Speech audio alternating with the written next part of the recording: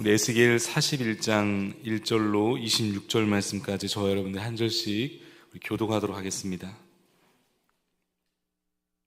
그가 나를 데리고 성전에 이르러 그 문 벽을 측량하니 이쪽 두께도 6척이요 저쪽 두께도 6척이라. 두께가 그와 같으며 그 문 통로의 너비는 10척이요 문 통로 이쪽 5척이요 저쪽 벽의 너비는 5척이며 그가 성소를 측량하니 그 길이는 40척이요 그 너비는 20척이며 그가 안으로 들어가서 내전문 통로의 벽을 측량하니 두께는 2척이요 문 통로가 6척이요 문 통로의 벽의 너비는 각기 7척이며 그가 내전을 측량하니 길이는 20척이요 너비는 20척이라. 그가 내게 이르되 이는 지성소니라 하고 성전의 벽을 측량하니 두께가 6척이며 성전 3면에 골방이 있는데 너비는 각기 4척이며 골방은 3층인데 골방 위에 골방이 모두 30이라. 그 3면 골방이 성전벽 밖으로 그 벽에 붙어 있는데 성전벽 속을 뚫지는 아니하였으며 이 두루 있는 골방은 그 층이 높아질수록 넓음으로 성전에 둘린 이 골방이 높아질수록 성전에 가까워졌으나 성전의 넓이는 아래 위가 같으며 골방은 아래층에서 중층으로 위층에서 올라가게 되었더라. 내가 보니 성전 3면의 지대 곧 모든 골방 및 지대의 높이는 한 장대 곧 큰 자로 6척인데 성전에 붙어있는 그 골방 바깥벽 두께는 5척이요 그 외에 빈터가 남았으며 성전 골방 3면에 너비가 20척 되는 뜰이 둘러 있으며 그 골방문은 다 빈터로 향하였는데 한 문은 북쪽으로 향하였고 한 문은 남쪽으로 향하였으며 그 둘려 있는 빈터의 너비는 5척이더라. 서쪽 뜰 뒤에 건물이 있는데 너비는 70척이요 길이는 90척이며 그 사방벽의 두께는 5척이더라. 그가 성전을 측량하니 길이는 100척이요 또 성전 뜰과 그 건물과 그 벽을 합하여 길이는 100척이요 성전 앞면의 너비는 100척이요 그 앞 동쪽을 향한 뜰의 너비도 그러하며 그가 뒷뜰 넘어 있는 건물을 측량하니 그 좌우편 회랑까지 100척이더라. 내전과 외전과 그 뜰의 현관과 문 통로벽과 닫힌 창과 3면에 둘려있는 회랑은 문 통로 안쪽에서부터 땅의 창까지 널판자로 가렸고 창은 이미 닫혔더라. 문 통로 위와 내전과 외전의 사방벽도 다 그러하니 곧 측량한 크기대로며 널판자에는 그룹들과 종려나무를 새겼는데 두 그룹 사이에 종려나무 한 그루가 있으며 각 그룹에 두 얼굴이 있으니 하나는 사람의 얼굴이라 이쪽 종려나무를 향하였고 하나는 어린 사자의 얼굴이라 저쪽 종려나무를 향하였으며 온 성전 사방이 다 그러하여 땅에서부터 문 통로 위에까지 그룹들과 종려나무들을 새겼으니 성전벽이 다 그러하더라.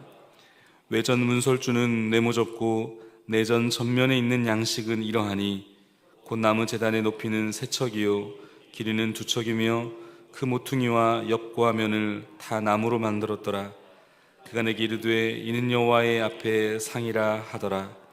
내전과 외전에 각기 문이 있는데 문마다 각기 2문과 곧 접는 2짝 이 문의 2짝이요 저 문의 2짝이며 이 성전문의 그룹과 종려나무를 새겼는데 벽에 있는 것과 같고 현관 앞에는 나무 디딤판이 있으며 현판 좌우편에는 닫힌 창도 있고 종려나무도 새겨져 있고 성전의 골방과 디딤판도 그러하더라. 아멘.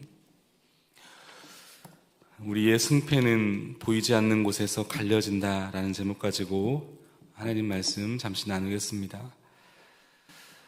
에스겔은 앞서 40장 3절로부터 보면 환상 가운데 녹같이 빛난 사람의 인도를 따라서 성전 바깥담을 시작으로 하여서 성전의 바깥들 그리고 갑들로 드나드는 문에 대해 살폈습니다.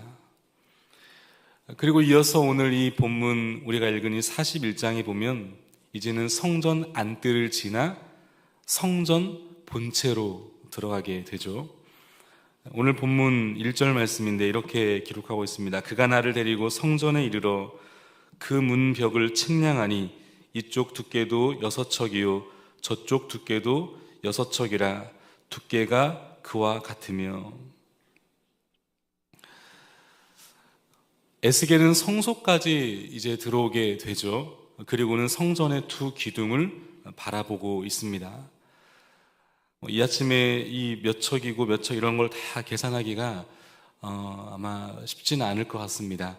그래서 오늘은 아침 새벽이기 때문에 큰 틀 안에서만 함께 살펴보기를 원하는데, 아무튼 에스겔이 이제 성전 바깥틀에서 성전 본체로 들어오게 되고 이제 성소까지 들어오게 된 겁니다. 그리고는 성전의 두 기둥을 바라보고 있습니다. 그리고는 3절 이하에 보면 이 성전을 측량하는 이 녹과 같이 빛난 사람이 안으로 들어가서 3절 이하의 기록에 보면 내전문 통로의 벽, 그러니까 이곳은 지성소를 가리키죠.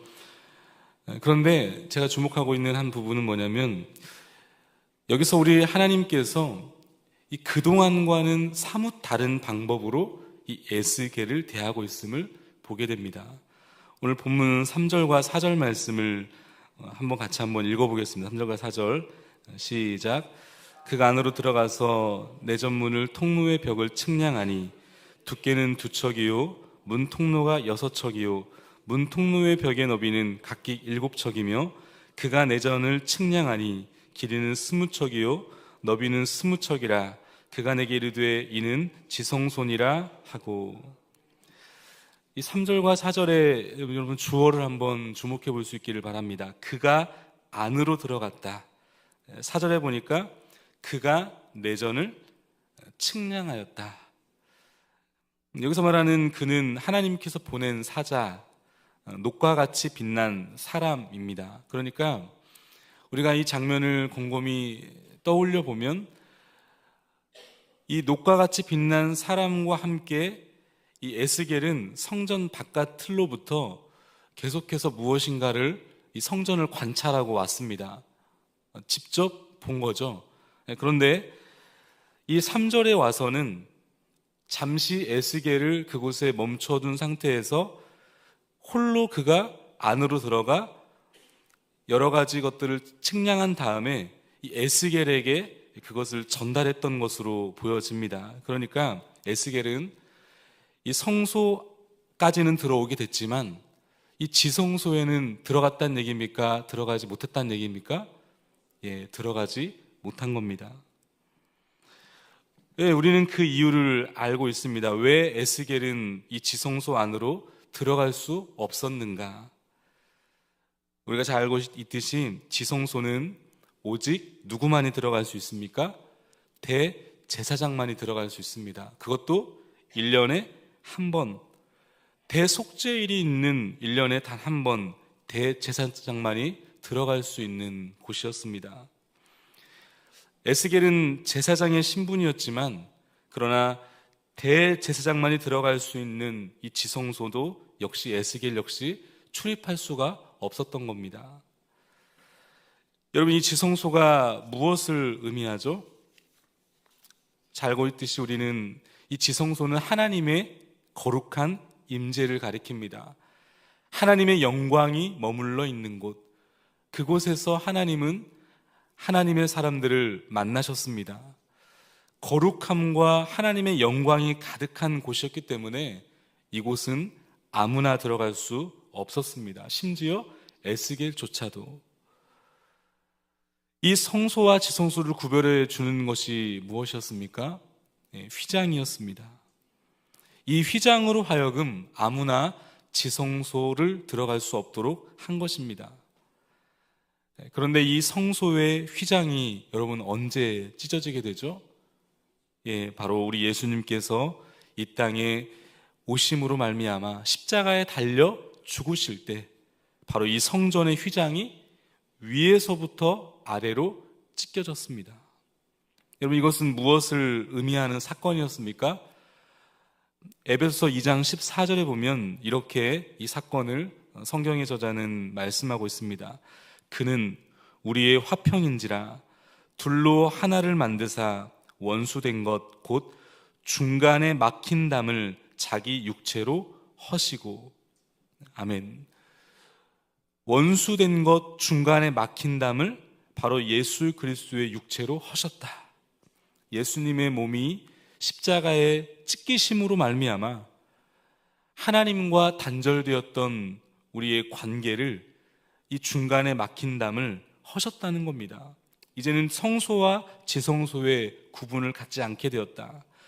하나님께 언제든지 나아갈 새로운 생명의 길이 열렸다. 바로 예수 그리스도의 십자가의 죽으심이 그런 의미였습니다. 여러분, 이것이 얼마나 놀라운 은혜이며 감사입니까? 예수 그리스도께서 이 땅에 오시지 않았다면, 그분께서 우리의 죄를 짊어지시고 십자가에 달려 돌아가시지 않으셨다면 오늘 우리는 오늘도 염소 잡고 소 잡고 1년 내내 아마 그렇게 살게 될 겁니다. 그런데 우리 예수님께서 당신의 육체를 십자가에 달려 죽으심으로 원수된 오늘 우리를 하나님하고의 관계를 회복시켜 주심으로 예수 그리스도를 통하여 하나님께 언제나 나아갈 수 있게 된 것, 이것은 참으로 놀라운 은혜이며 놀라운 감사의 제목인 줄 믿습니다. 그러므로 히브리서 4장 16절 말씀에 이 약속의 말씀을 여러분 붙들 수 있기를 축복합니다. 그러므로 우리가 긍휼하심을 받고 때를 따라 돕는 은혜를 얻기 위하여 은혜의 보좌 앞에 담대히 나아갈 것이니라. 아멘. 여러분, 그런가 하면 계속해서 오늘 본문 6절 이하에 보면 이 하나님께서 하나님의 사자를 통해 에스겔에게 보여주시는 곳이 있는데 바로 성전벽 3면의 골방들입니다. 오늘 본문 6절 말씀인데 우리 같이 한번 6절 읽겠습니다. 6절 시작. 골방은 3층인데 골방 위에 골방이 있어 모두 30이라. 그 3면 골방이 성전벽 밖으로 그 벽에 붙어 있는데 성전벽 속을 뚫지는 아니하였으며, 이 골방들은 주로 제사장들이 사용하였는데 성전의 비품, 제사장들의 도구들을 보관했던 곳으로 보입니다. 그런데 6절 말씀을 자세히 관찰해 보면 이 성전의 골방은 각 층마다 30개씩 모두 90개가 있었음을 알게 됩니다. 90개, 굉장히 많은 숫자 아닙니까? 이것이 우리에게 무엇을 의미하는가? 우리 예수님께서 이 땅에 인간의 몸을 입고 이 땅에 오셔서 하나님의 말씀을 가르치시고 증거하시는데, 이 예수님의 말씀을 통해서 우리는 이 골방의 의미를 좀 추측해 볼 수 있습니다. 마태복음 6장 6절에 보면 예수님께서 이런 말씀을 주셨습니다. 너는 기도할 때에 내 골방에 들어가 문을 닫고 은밀한 중에 계신 내 아버지께 기도하라. 은밀한 중에 보시는 내 아버지께서 갚으시리라. 여러분, 이 골방은 기도처입니다. 개인적으로 하나님께 나아가는 장소가 바로 이 골방의 궁극적인 의미였을 겁니다. 왜 이런 많은 골방들이 성전 주변에 만들어졌는가? 하나님께서는 한 사람 한 사람, 바로 당신의 자녀들과 개인적인 대화하시기를 원하셨던 장소, 바로 그곳이 성소였다라는 사실입니다. 특별히 이 골방에 들어가서 여러분 어떻게 하라고 말씀합니까? 너는 기도할 때 내 골방에 들어가, 그 다음에 문을 닫고 은밀한 중에 계신 내 아버지께 기도하라. 문을 닫고 은밀한 중에 계신 우리의 아버지께 기도하라. 하나님과의 소통입니다. 특별히 이 골방에 대해서 말씀하시면서 이 마태복음 6장 6절의 앞뒤 문맥을 보면 이 서기관과 바리새인들의 이 외식과 경건에 대해서 예수님께서 책망하시지 않습니까? 이 당시 바리새인들은 어떠했는가? 잘 아시다시피 사람들에게 보이기 위해서 회당과 큰 거리 어귀에서 사람들이 주목하는 곳에서 기도하는 사람들이 바로 이 바리새인들이었습니다. 그런 바리새인들을 향하여 예수님께서 뭐라고 책망하셨냐면 이미 자기 상을 받았다. 그러면서 하시는 말씀이 기도할 때에는 골방에 들어가 문을 닫고 은밀한 중에 계신 내 아버지께 기도하라 라고 말씀하신 겁니다. 이 마태복음 6장 6절 이 말씀을 가만히 분석해 보면 이 은밀한 중에라는 말씀이 반복되고 있습니다. 은밀한 중에 계신 내 아버지께 기도하라. 은밀한 중에 보시는 내 아버지께서 갚으시리라. 무엇을 말씀하고 계시는 겁니까? 결국 외식과 경건의 차이는 무엇인가? 외식하는 사람들은 사람들에게 보이는 것이 목적입니다. 그런데 경건한 사람들은 은밀한 중에 계시고 은밀한 중에 보시는 바로 하나님을 향하여 기도한다는 것. 좀 더 쉬운 말을 표현하면 하나님 아버지와 마음을 나누는 사람들이 바로 경건한 사람이라는 사실입니다. 그런 의미에서 오늘 우리는 이 오늘 본문을 통해 두 가지 질문할 수 있어야 됩니다. 나에게 있어서 골방이 있는가? 그런가 하면 골방이 있다면 그 골방에서 정말 은밀한 중에 계시고 보시는 하나님과 나는 마음을 나누고 있는가? 골방이 있어도 마음을 나누지 않는다면 그것은 아무런 효과가 없습니다. 예수님을 믿는다는 것과 예수님과 마음을 나눈다는 것은 너무나 다른 이야기 아니겠습니까? 예수님을 믿지만 마음을 나누지 않을 수도 있어요. 여러분, 있어빌리티라는 말이 있습니다. 들어보셨습니까? 있어빌리티. 신조어인데요. 있어 보인다라는 표현과 능력이라는 뜻을 가진 어빌리티가 합쳐져서 만든 요즘에 많이 등장하는 신조어가 있어빌리티입니다. 그러니까 실상은 별거 없는데 뭔가 있어 보이는 척 한다는 겁니다. 예를 들면 이런 겁니다. 평소에는 편의점 도시락으로 끼니를 해결하는데 들고 다니는 지갑을 보면 명품 브랜드를 들고 다닌다는 거예요. 20대 MZ 세대들이 있어빌리티입니다. 얼마 전에 대한민국을 떠들썩하게 했던 이 전청조 사기 사건을 아마 기억하실 텐데요. 사기죄로만 무려 전과 10범 이상의 상습 사기범 아니었습니까? 있어빌리티를 잘 보여주는 사건일 수 있습니다. 뭔가 실상은 별거 없는데 있어 보이는 척 한다는 겁니다. 요즘 시대에 많은 특히 젊은 세대들이 그렇다는 겁니다. 있어빌리티. 여러분, 그런 의미에서 오늘 저와 여러분들은 어떻습니까? 있어 보이는 척 말고 정말 있느냐는 겁니다. 하나님과 만나는 척 말고 정말 마음을 나누고 있는가를 질문드리고 싶은 겁니다. 여러분, 오늘 우리의 능력은 어디서부터 생기는 것일까요?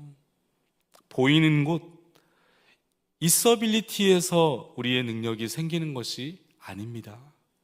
보이지 않는 곳, 꾸준히 하나님과 마음을 나누는 시간을 통해서 경건의 능력이 바로 그곳으로부터 생긴다는 사실을 여러분 기억할 수 있기를 바랍니다. 보여지는 것이 참 중요한 시대지만 있어빌리티가 너무나 중요한 시대를 우리가 살고 있지만 그러나 여러분 기억할 수 있기를 바랍니다.